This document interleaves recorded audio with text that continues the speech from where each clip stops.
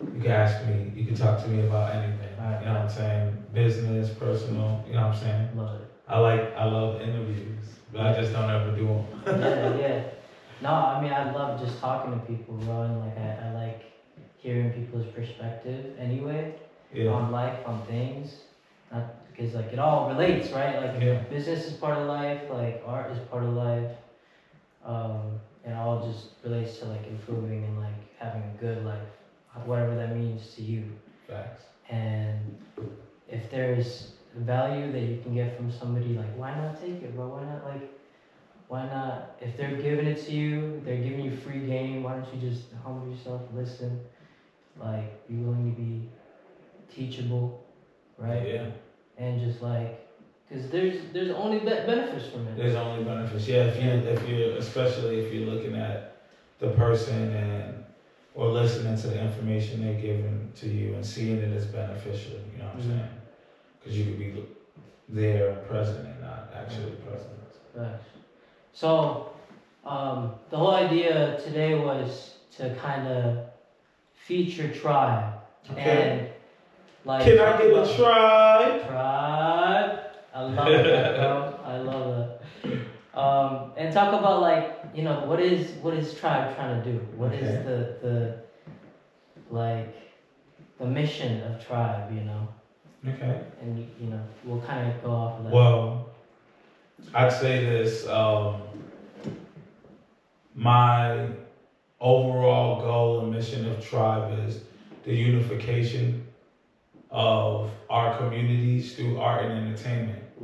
And I truthfully believe that art and entertainment is one of those recession-proof things. And I believe, like more recently than ever, especially with COVID, it proved to be the one thing that even when everything stopped, people were still looking for entertainment. They were still willing to go out and go to galleries and check out art shows, and still willing and able to want to risk health to go to socials. So when you understand that, and have that feeling, you know that you're in a field that is made to be sustainable. You just have to create that blueprint, and I think Tribe House strives to create that sustainable blueprint, that blueprint for sustainable artistry, so that you can live the way you want to live as an artist, without having to sacrifice aspects of your life that diminish your work. You know what I'm saying?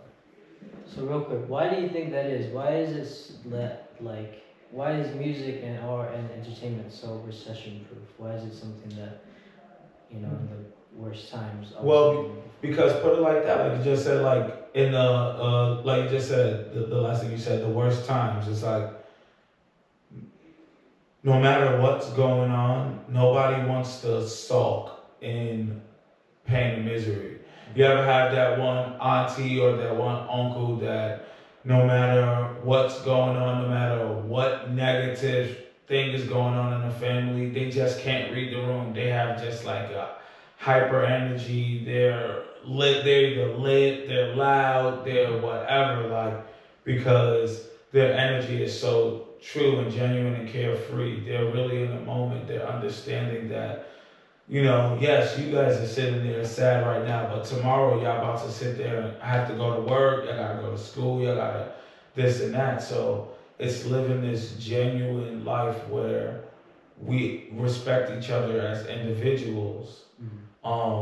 And art and entertainment affords that. Like, you are your most vulnerable self when you pick up a mic or show off a new piece, or, you know, step in front of a crowd of people where you're trying to present a business plan. Like, you're at your most vulnerable self when you're presenting your brainchild. Yeah. And like art and entertainment brings people together. Like it just naturally, it's just a happy, emotion-driven feel that invokes feeling. So regular things can invoke that, you know, like that recession. Let's just say we're going through a recession and everybody's sad. Nobody wants to just day in and day out. You can't go to work. You can't do anything. Like, you want to do something. You want to socialize. You want to be around people. So, you know, I feel like that's what makes it recession proof. The fact that it invokes, it can be that counteractive aspect to negative living when people are down and sad. Yeah. So, when it comes to tribe, right? Like, how are you trying to accomplish that mission of, the unification of our communities? In what ways? Oh, I mean, very much so by creating very much so by creating the spaces that everybody can be a part of and come to. It's not like I'm black owned and black ran, but I'm not creating a space that is specifically for black people. Right. You know, I feel like that's divisive. And I'm from New York City, like, you know what I'm saying? I grew up in a melting pot. So I really pride myself on just the diverse aspects of tribe and people from all walks of life that utilize the space because it is a safe space for everyone type of stuff. So, you know, I think having that aspect of growing up in New York and wanting to create the true melting pot in the city of Chicago is another driving force as to why, like, unification through communities is so pivotal to like what we're doing as Tribe House, because when anybody is ever feeling like they can't go anywhere else, and somebody has felt that way, but they've been here at Tribe and the doors are open to them, they now have a place to, tell that person like, yo, hey, you should check out this place. Actually, I'm gonna see what they got going on.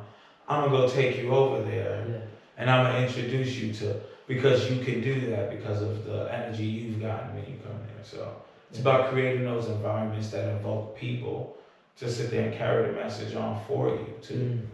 Ooh, that's game, bro. I don't think people realize there was so many layers to that. So many layers to that. So you mentioned you're from New York. Yep. Can you give us a little background of you, how you got here? Okay, yeah, man. I was born and raised in New York. Actually, I was born in Queens, New York. I grew up in Brooklyn. I lived in Brooklyn when I was like 7 years old to 17. From 7 to 17. My mom tricked me to coming out to Illinois and Schaumburg. It was like during the summer. And I thought I was visiting my mom because she had moved out to Illinois. And I didn't want to go because I was like hooping. I was in school. I was already in high school out there. And like, I'm in New York. I'm doing like 4 or 5 things at a time so I could live on my own. You know what I'm saying? Like, so I'm like, I'm not. At 17? Oh, yeah, hell yeah. It was like, you knew how to get around the city. You knew how to make money. You knew how to sit there and like really live. Like, I had my first job at 13. Wow. You know what I'm saying? So I was always, focused on sustaining like what I wanted to do, like how I wanted to do it, because independence was always something that I just felt like I needed to have. Yeah. Like anything that I am doing, I'm doing because I want to do. Yeah. And I still believe that that's independence in a way. So like, living in New York, I did that. Moved out to Schaumburg. Actually, I went to visit my mom in Schaumburg, and then my shit got sent to me. Damn. Damn. So she tricked you like that? She tricked me like that, but it's all good. Yeah. I ended up graduating from Schaumburg High School out there. Go Saxons. Yeah. First of all, that sounds like some kind of like the Fresh Prince intro. Yeah, right. Hey, and Schaumburg, I remember this. This is not a lie. Mm-hmm. I was going to the high school for orientation. Never had to do that before. Like in New York, that wasn't what it was. It was like you went to your zone school, and if you wanted to go to a school out of your zone, you just applied. You had the grades, you got it, and woo woo. But out here, I had to go to Schaumburg for I went to Schaumburg for orientation, Mm-hmm. and it's the first time I ever been in a suburban high school. Yeah. So anything I ever seen on TV, I just always thought it was fake, cause like Yeah. that shit was not what high school was Right. like for me. So the first thing I see when I walk into the school, we go through these big ass like double doors. We go up these steps first off, and then walk through these big ass doors. Mm-hmm. And the first thing I see is this black girl named Lauren Gordon in the tennis Where suit. you at? In the tennis suit, like full tennis suit, like she going to tennis practice with a racket, just skipping, like literally joyfully skipping in the hallway, like right across. And I'm like, what the, like what is this? I had only seen this on TV, so. Yeah. It was definitely an eye-opening experience. Living in the suburbs. Oh my goodness. That's good. But I had always had aspirations of going back to New York anyway. So Yeah. you know I did. I had graduated from Schaumburg, and then I went to Harper College. And then I was moving back to New York City when I found out I was having my first child. Mm. So that kept me in Schaumburg, but I couldn't stay in Schaumburg and really be a father. You know what I'm saying? Like it was a very comfortable life, like very like little boxes on the hillside for me. And I come from New York City, so waking up to like birds chirping and shit was like that was not peaceful to me. It took me a while to adjust to that because I was used to horns and sirens and yelling. Yeah. Crazy. Like that became crazy. the sound of home too. Yeah, you know, and so it was a huge adjustment period, just like living there. And I realized that it was making me too comfortable for my liking. I was like, damn, like the fuck, I ain't retired yet. Yeah. Like, like I still got things to do. Like I got so many things I want to do, and everybody here is established. Like they have families here, so it's like, yeah, you can go out and travel the world, and you can go out and see the city and stuff, because you have comfortability. Like you have a family out here, and you can go and live in the city too. But you still, like I didn't have that. You know what I'm saying? It wasn't that stability. People were here, people were there, people were moving all over the place type joint. So it was a wild adjustment once I got into college and was having my first child and stuff. I needed to get to the city. I needed to get to the city. So I didn't know anybody out here. Wow. And I was like, shit, like I believe in me, man. Yeah. Like if I'm gonna bank on anybody, I believe in me. Like if I'm gonna do this, then I'm gonna do it. It's like I'm either gonna make it or I'm gonna be homeless, and I'm not a homeless person. So it's like, and that's the mindset I'm talking about, you know, because I have actually been homeless before. But that was never my mindset. So it was always a short-lived experience. It was always something that was easily to, like, yeah, you got yourself in this position, like, now, get out of it type joint. But being in Chicago and not knowing anybody and knowing the abilities that I had,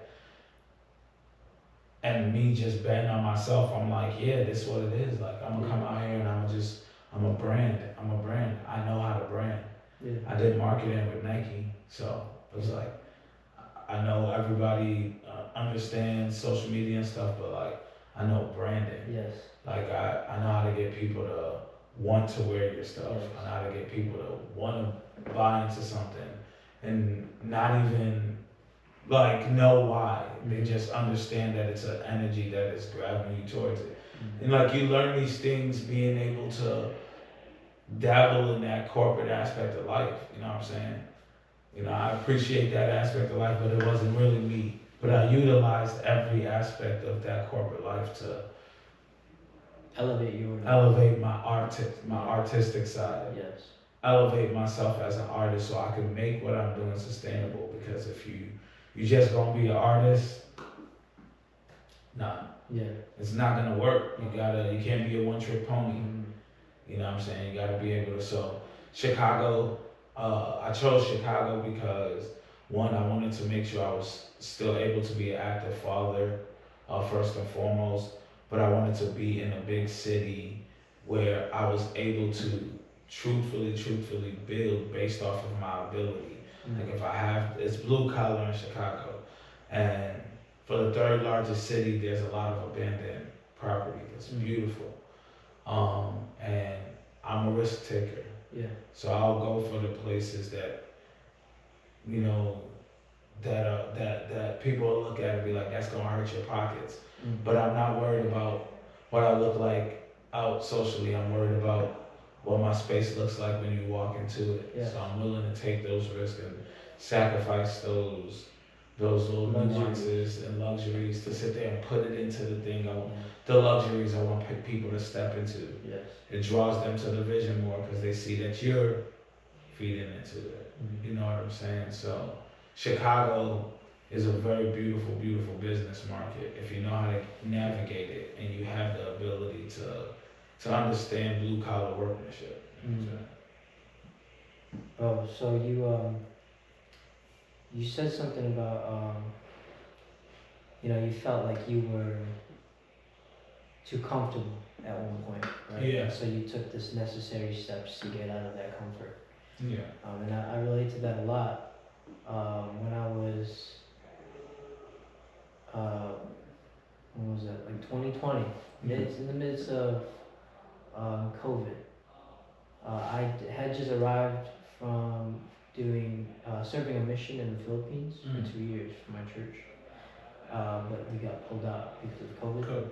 So now I was back, and bro, I just like after 2 years of like really having purpose of like serving something bigger than me, came home and just didn't feel right. It didn't feel like being home and being comfortable at home with in this middle class like home with my parents that provided for me. Yeah. Like in this environment of like just everything's easy, bro.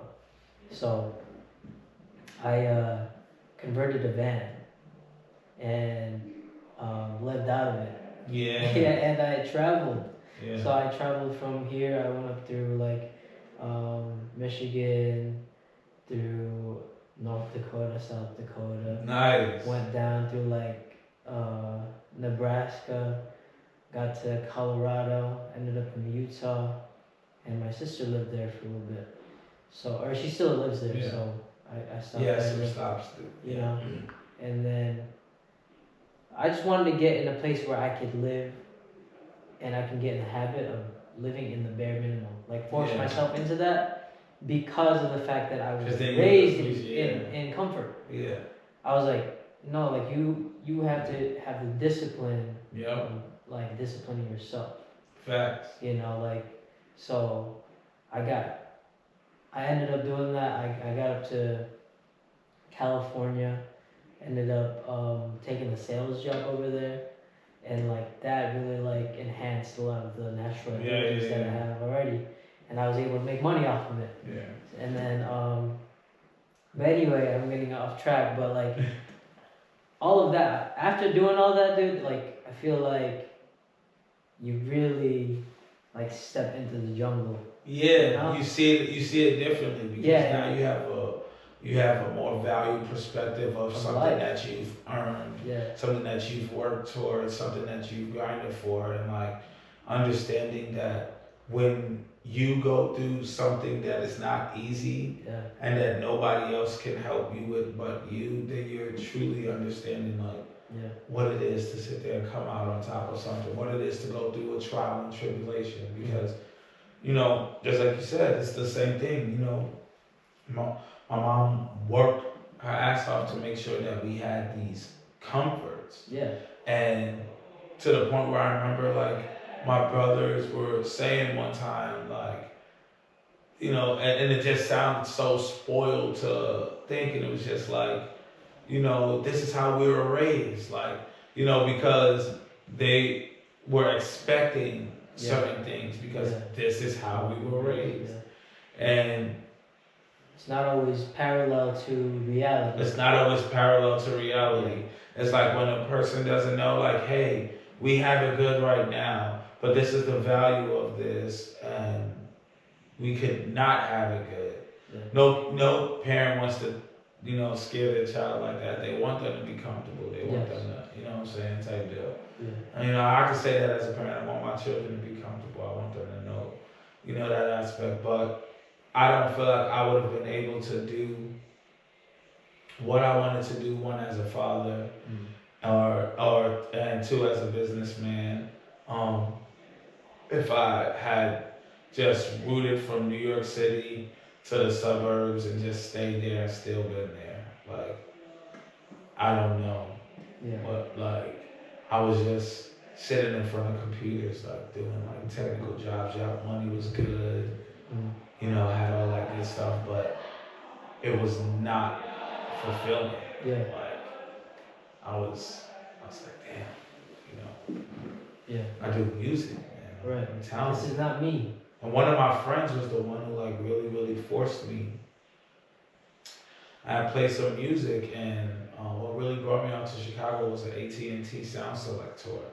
One of my friends that I worked on a Nike campaign with, ended up being the manager for the AT&T Sound Select tour, and it was ending in the Willis Tower with Vic Mensa and Kiki Palmer, and he was like, he just hit me up. Mind you, I hadn't seen this guy in 2 years. Derik, you still do music? Said, hell yeah. He's like, yeah, I'm overseeing the artist development for the AT&T Sound Select tour. Are you available these dates? I was like, yeah. I didn't give a fuck what I was doing. Like, yeah, I'm gonna be able to be on the AT&T Sound Select tour. I was like, that was huge. And then I started getting so many opportunities from that. That was like music festivals, and I did the DuSable Dome and Wicker Park Fest and all of these things. And it was just like, I looked at all of that and I got anxious because I was like, the business is coming. And I just, because there was like 20 people, there was like 20 artists around me too.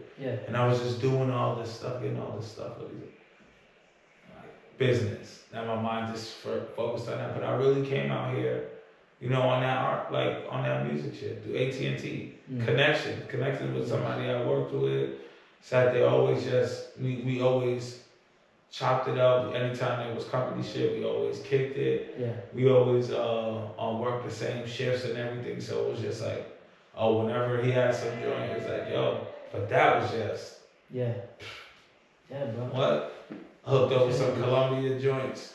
Some of my guys from Columbia, Jason and all them. Cold ass drummer. Had a whole band, a live band. It was immaculate. It was dope. So last thing, bro, to wrap it up. So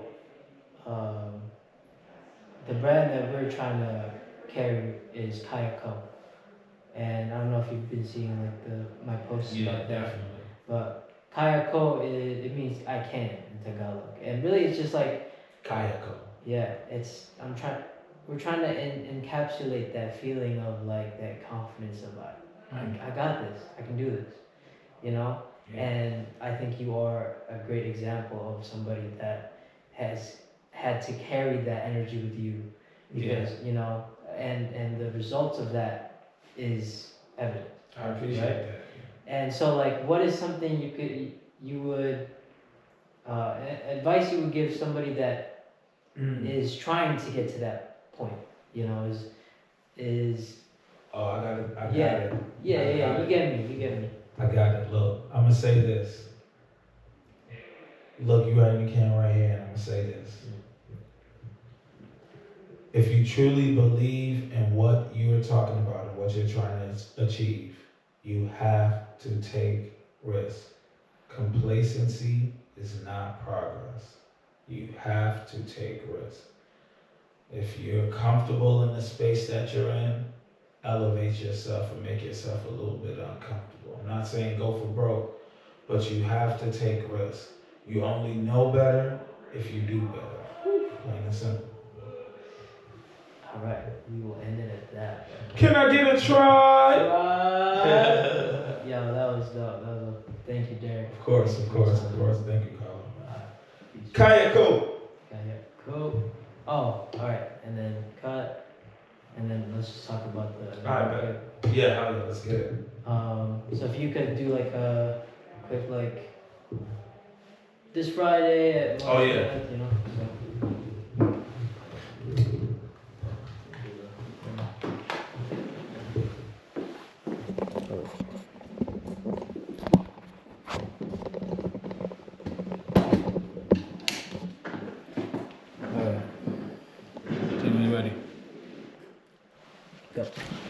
Yo, it's your boy Derik Wealthysoul, and we will be live this Friday at the Tribal Oasis Network for the Kayako Open Mic, curated by yours truly, Carlo Banez. Can I get a try? Try.